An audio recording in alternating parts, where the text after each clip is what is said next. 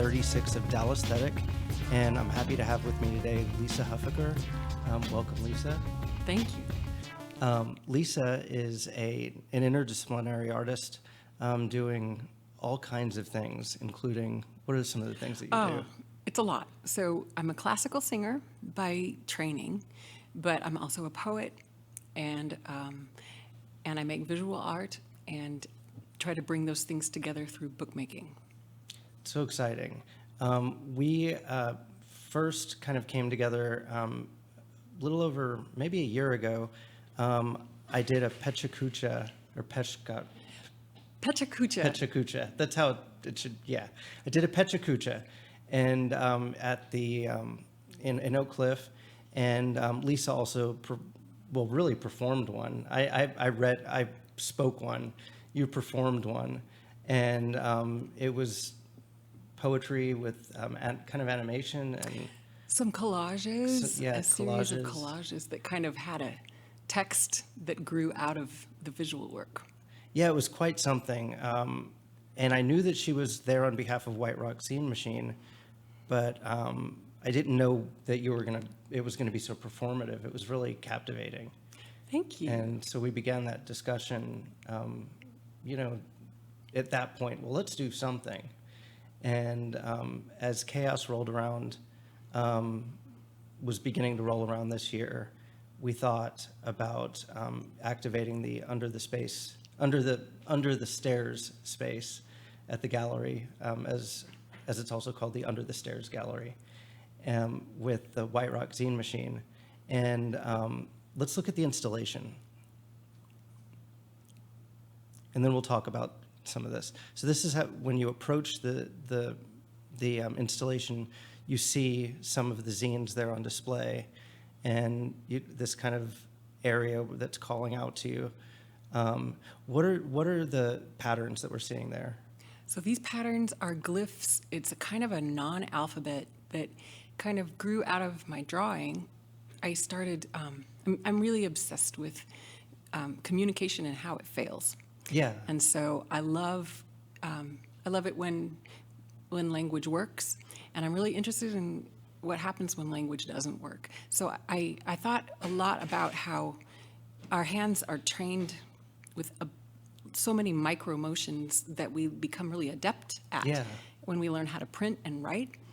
And I thought also about how language can only say so much, and there's so much that's left unsaid. So I thought, in my drawing practice, what if I allowed those gestures that I learned through writing to just have freedom to mean nothing?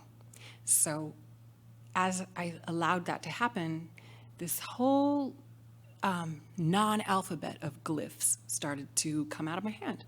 And I started to feel like I was writing and saying the things that writing can't say. Wow. So that's how this stuff started to happen. And do they repeat themselves? Definitely repeat themselves. So just like an actual alphabet has certain characters, this kind of drawing starts to have characters. I want it to feel like reading, only it can mean everything and nothing sort of at the same time. And you can see also that there's the printed form of this asemic writing on the curtain, but then on the front of the zine machine and at some other places you see what kind of amounts to a cursive form of this same non-alphabet. And it feels like I'm saying the things that I never managed to say when I'm actually using real language. Do you ever find that when you're writing and you're kind of getting into it, that you finished with the word that you were going to write and your hand kind of keeps going for a second? Yes. I wonder what's coming out. I also wonder this. I wonder a lot about it, and I think there's something about this kind of drawing that is like a seismograph. Mm-hmm. I think of it as a sort of sonar reading of the bedrock underneath the knowable mind, so that if my hand is moving and picking up what I can't say, sort of through the direct line of my mind to my hand, I might not be able to, I would never be able to translate it for you, but Right. it feels encoded with meaning to me. And you might remember looking at chunks of it, what you were feeling. I sometimes can. Wow. I sometimes can. And then you also, within that space, so there's the printed sort of background, that's the kind of printing of this language. Then there's the cursive form, and then also on the ceiling and the walls are superimposed layers of actual handwriting, where I really did use language, and I wrote about everything that I can't say out loud, and made Wow. layers and layers and layers. So if you go into that space, you're going to be surrounded by my id Wow. and my what's on my mind. That's what I do with credit card numbers. When I have to scramble them, I just write a bunch of numbers of 4, 5, Yeah, 6, it 7. will obscure Yeah. whatever you've written. Wow. I think I want to try journaling one day using something similar to what you're doing, just see what my hand does. There's freedom there. You can find out what you really think. Yeah, so cool. Well, let's talk about what zines are. And we've got some images of some zines that have been published by your White Rock Zine Machine. So what is a zine? So a zine is a self-published little book, and it's anything we see fit to make. So we bypass a middle person who judges our work worthy or not worthy of being published, and we directly create something that we want to share. So zines, you can think of them the same way as the theses nailed to the church door, or Thomas Paine's Common Sense, like anything that, that people want to share directly rather than through a publisher. Wow. And we have means these days to do exactly that. That's so cool. And they've been around for a while. They've been around a long time, and there certainly was a resurgence in the 70s and 80s. It was really associated with the punk music scene, but lots of poets, lots of artists are making zines, and they are about anything people want them to be about, and on the terms that people choose. I rarely admit this, but during college, during the punk zine movement, I had a self-published zine of my own. Did you? I did. It was called As Yet Untitled, and it was more or less an exploration of just me being out there in school, and then that combined with being a Smiths fanzine, more or less. And it was like 8.5 by 11 paper, folded and then stapled. Right, so it can be so simple. It used to be that Kinko's copies was up. It was open all the time, so people would drop in and make zines late at night, and yes, fold and staple and share it, leave it at the bus stop, sell it, whatever way stick it in between books in the library, sneak it under doors. I sent mine to other zinesters for reviews, and ultimately was selling the mail order for almost a year. And this was totally secret behavior. There's something a little bit, it's underground. It feels like not only have we knocked out the middle person, the gatekeeper, but you yourself could be anonymous if you wished. Which I was. I think that's lovely. Yeah. It brings back some memories. And so the really special part, one of the many special parts of the project, is that you work with several artists and writers who are making the zines, and they make them available to the public through the White Rock Zine Machine itself, the machine, which is on view and available for use at Row 2 Art during Chaos. And the experience is really remarkable, sticking the quarter in and turning the dial, and then, just wondering what's going to come out. And I've done it a few times, and it's just it's so fulfilling. And they're different. Each one is so different. And I'm watching people as they discover it for themselves. And they're always so surprised, that, oh, they're in color, and oh, it comes out of this little envelope, or it's got tabs. Oh, it folds out, and some of them have QR codes. It's a really exciting thing, and they're a quarter. How is that possible? It's kind of not, but we Right, do it that's what I anyway. thought. What I want is to create an experience of like a windfall.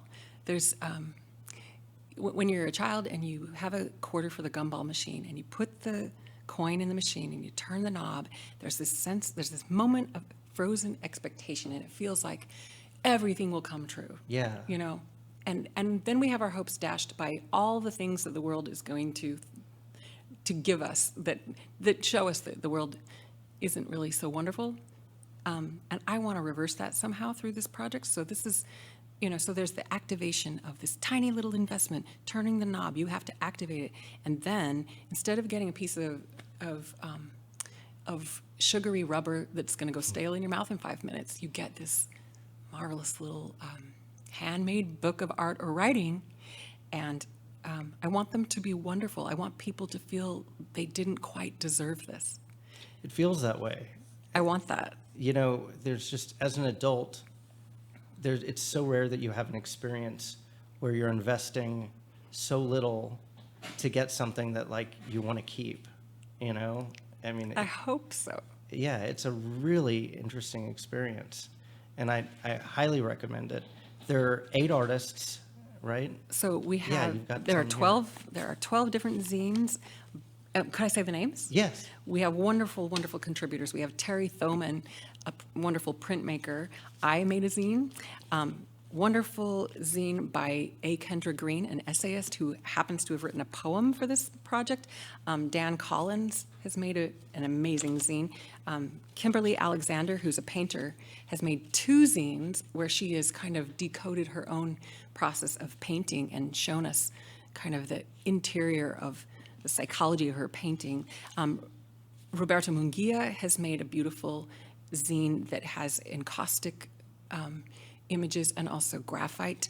We have a zine called Horse Code by Wanda Whittlesey Jerome and Rick Speed, a zine featuring a shakuhachi player named Bob Price, and it's all about the code of how shakuhachi notation.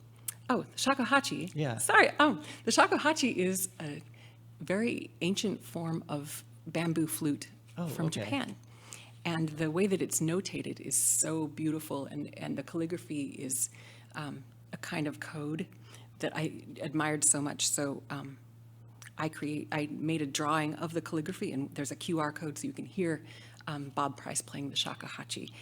And Joe Malazzo, poet Joe Malazzo, has a zine that features bliss code and a really deeply embedded text that you have to go take a QR code and then start decoding what this text is, but it's very meaningful if you do. And Kelly Cheek made a zine, and the code that she chose was dog whistles in today's political society, Wow. political environment, and it's pretty timely. And then Bradford Smith, also known as the archivist of the Nomadic Fungi Institute, explored hobo signs, which is another kind of code. So all of the zines address some notion of code. So cool, so cool. And you could, in theory, collect them all for $3. $3? $3, yeah. You'd spend some time with the machine and with the kind people at Rotu Art, and you would have 12 zines to keep forever. And no, but it's so generous, and it's so wonderful that you do this. Where has this zine project kind of taken you?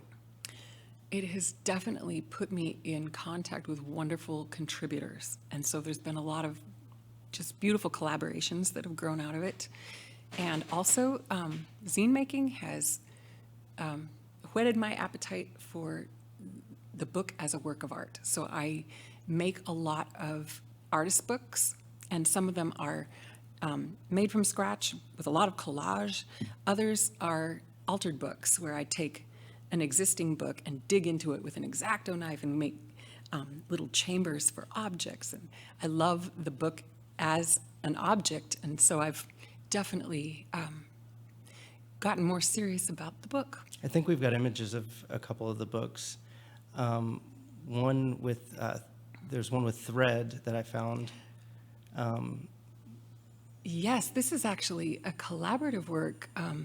My friend Kendra Green, who's actually a contributor to this series of zines, she built the book using covers that are plasma cut steel. Her sister is a wonderful sculptor and makes these amazing plasma cut steel sculptures. And so the covers are plasma cut steel, and then there's this beautiful paper.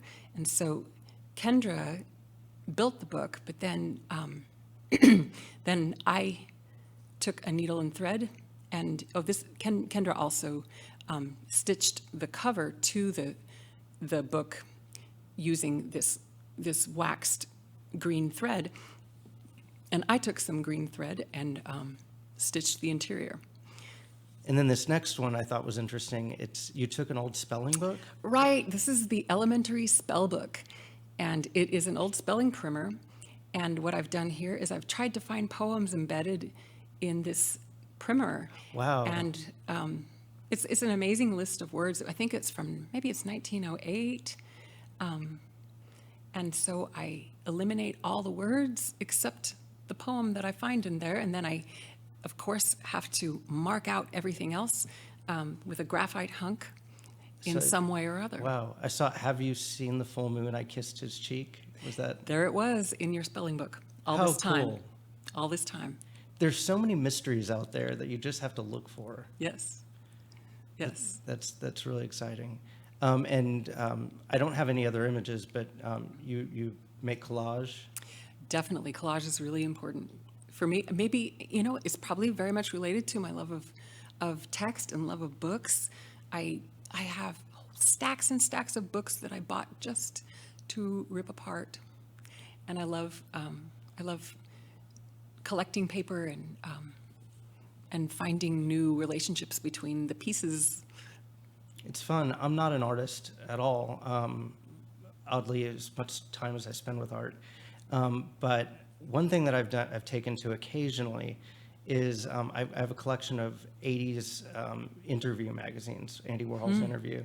And sometimes when I have a gift to give, I'll take pages of the interview and rip parts out of it, and then kind of use that as like a wrapping paper. And it can be pretty interesting. It's so interesting. So this, you're doing what I think all of us have to do. We're inundated with media of various sorts. We're inundated with material that is coming our way all the time. And so there's something important about taking what's given and reinterpreting it and saying, and putting these things into relation. Yeah, yeah. So one last thing, there'll be a reading. A reading on the 8th of September, that's a Sunday, and I think we agreed on 4 o'clock? At 4 o'clock at Road to Art Gallery in the Cedars, 1501 South Irvay. Many of the contributors will be there. Yes, and we're going to present all the zines, and very, very excited to do that. I'm so excited for that, and they've been really well attended from what I understand. We've had some wonderful launch events, and 12 zines makes a really nice evening of reading that doesn't last too long, but gives you a taste of wonderful things. And the greatest thing about this is going to be that you're really going to get a chance to see how these different contributors have interpreted the idea of code, because the zines have a lot to say to each other. Oh, exciting. Well, that's about it for today.